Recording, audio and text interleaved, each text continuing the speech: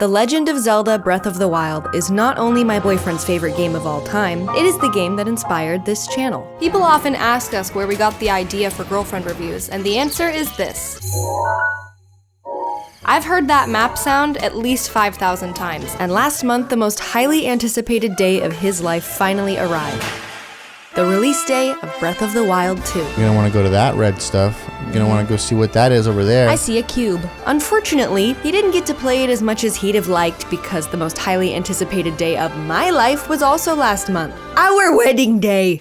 So sorry to keep everyone waiting. I was busy getting married to my boyfriend. But don't worry, he has since been able to play Tears of the Kingdom for 210 hours or more. So it kind of feels a little bit sometimes like he got married to Zelda. Tears of the Kingdom is my favorite game.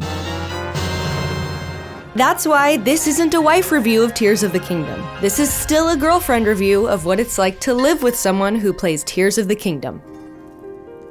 To summarize why my boyfriend loved Breath of the Wild so much, it was basically this.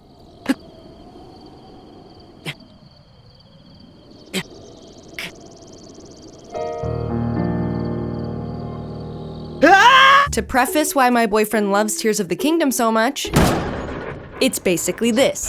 Yeah, I couldn't get this rock off of it, but it's still pretty cool, right? But obviously, the first thing my boyfriend did upon waking up in Hyrule was put his thumb on the minus button, pray, and then open the map.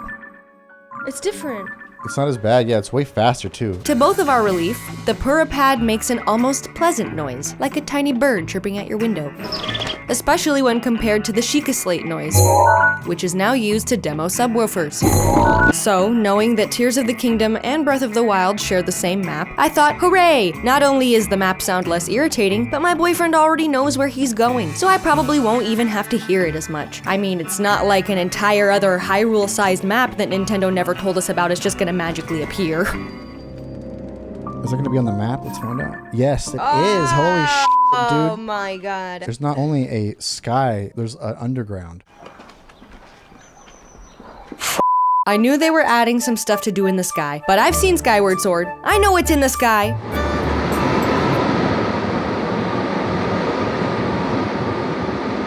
The sky, mostly. If it wasn't, it'd be called the ground.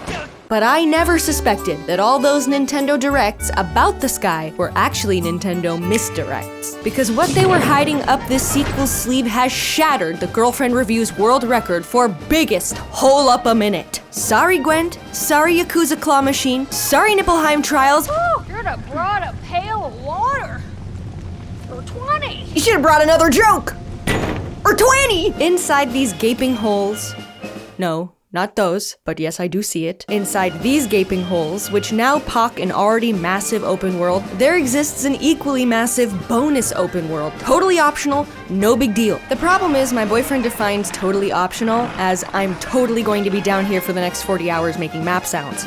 Look at the booty on that guy. Oh my god. So despite the bloop noise that inspired this channel being less annoying, it actually isn't though, is it? When there's 3 times as many bloops because there's 3 times as many maps, and in one of them, you can't see shit. Anyway, what else? Let me check my notes. Talk about a single sound effect for half the video.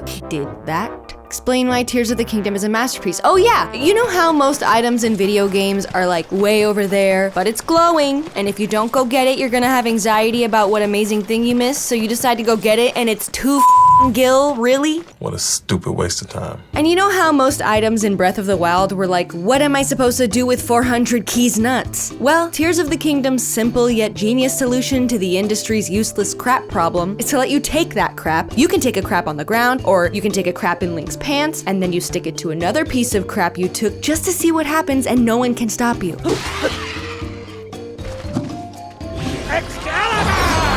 Have you ever put a marshmallow on the end of a stick to make s'mores and thought, this is a good sword. yeah, me neither. But Link is like, you take a sword and a stick and a sword and a stick. You got a sword stick stack, a sword stick stack. It's a stack of sword stick on top of itself, Zelda. But it's not just the items in his inventory. Link can fuse almost anything together, which officially makes him a god among Koroks. But most of the time, it feels like he's working for TaskRabbit. Every quest in this game is something I'd call a handyman for. Here's your stable. Enjoy. Need your sign studied? I can fix that. Try now, sir.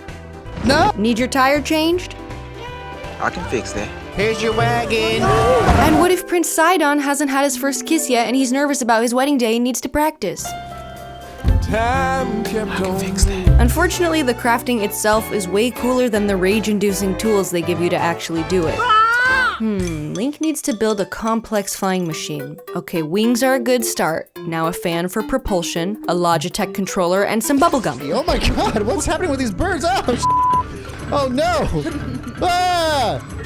Get on there, Link! Mission Impossible! Whoa. But don't worry, if you attach something in the wrong place, and by that I mean if the game attached something in the wrong place because you can carefully remove that one tiny mistake by violently shaking your entire delicate invention and hopefully it pops right off! There! For the player, it's as easy as Lego.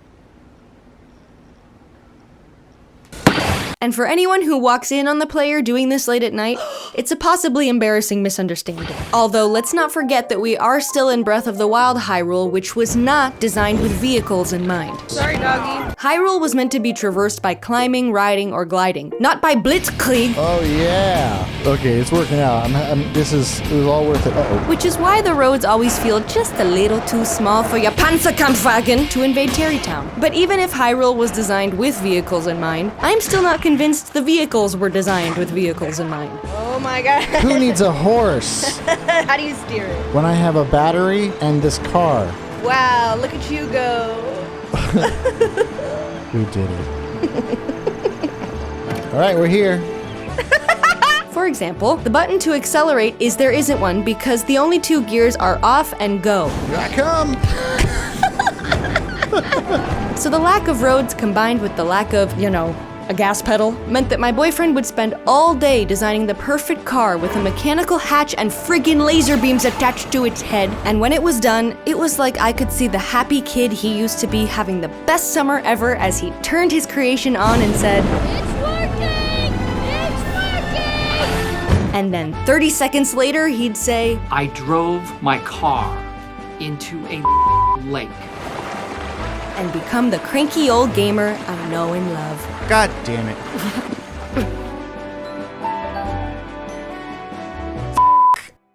And that is what it's like to live with someone who plays Tears of the Kingdom. And this is what it's like to hear a word from our sponsor, AG1. AG1 is a nutritional drink I've been enjoying lately, and I'm so excited to tell you about it. This year has been full of highs and lows, and needless to say, my health has been all over the place. Between all the stress of wedding planning and being a content creator, AG1 has helped me stay energized, focused, and balanced. I'm really bad at remembering to eat, and some mornings the thought of food is so gross to me. A convenient, subtle-tasting bottle of AG1 helps me fill in my nutritional gaps and keeps me from crashing no matter how busy I am. Whether you're keto, paleo, vegan, dairy, or gluten-free, AG1 will fit right in and be super friendly to your lifestyle. Now, as pro gamers, we need to be in tip-top shape, okay? AG1 includes vital adaptogens that act to support adrenal health and recovery when the mind needs stress management from burnout, overworking, or final boss failure. I also love how AG1 contains dairy-free probiotics that protect your gut. It's like my Abba always used to say, happy gut, happy butt. I don't know, Abba, okay. AG1 is a great morning habit to incorporate into your life. If you'd like to try some for yourself, click the link in the description to get a 1-year supply of immune-supporting vitamin D3K2 and 5 travel packs free with your first purchase. It's a really good deal, and your health is priceless.